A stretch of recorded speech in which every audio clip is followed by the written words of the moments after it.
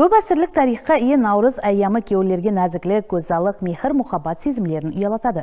Өзіне тән философияны мәніс мазмұнды жәмлеген Наурыз байрамын кеулі түрде күтіп алу, азадалық һәм пәкілік айы болған Мүбәрек Рамазан айын лайықлы өткеру, мәхәллелер, гүзар жол аймақларын абаданластыру мақсатында 13-14 март күнлері бүткіл еліміз бойлап ел абатлығы ең дәслеп мәхәлледен басланады сүрені текарында ұлымма халқылық қайырқомлық шембілігі өткерілді. Республикамыздағы 452 мәхәлледегі әрбір аймақта абаданластыру жұмыслары кең көлемде әмелге асырылды.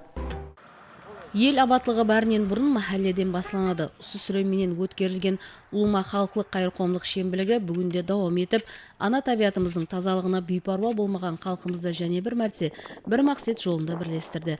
Яғни көше менен мәхәллелердің, ауыл менен қалалардың тазалығына бейпаруа болмаған бұқараларымыздың ауызбіршілігі, бірлігі шембілікте өз көрінісін тапты. Бозатау районындағы 5 ауыл һәм макам бұқаралар жиылары, 36 мекеме карханалар белсенділік көрсетті.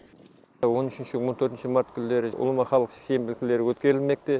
Бозатау районлық мектеп-жекеменгі һәм мектеп білімдендіру бөлімі жамааты, мектеплер, бақшалар толық бұл шембілікте өзінің мұнасып жұмыслары арқылы көзге көрінбекте. Бұрыннан егілген теректердің атраплары толық хакленіп, шәкіл беріп, жабайы шөптердің бәрі толық тазаланып, ұнамлы көрініске әмелге асырылып жатыр деп ойлаймыз.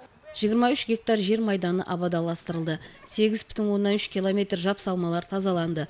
60 тоннадан зият тұрмыслық һәм қатты шығындылар жинап алынды. 2,5 мың түп түрлі саялы һәм мейуелі нәлелер егілді. Бозатау районы халқы, мәхәллелері, мекемелері, карханалары белсенділігін көрсетіп, көшелеріміздің, мәхәллелеріміздің абадан болуына өз үлестерін қосуақта. Міне соның ішінде Қарақалпақстан Республикасы спорт министрлігіне қарасылы Бозатау район спорт мектебі міне өздерінің үлестерін қосып, дөңгелек атраптарымызға мейуелі һәм декоратив теректерін егіп жатырмыз.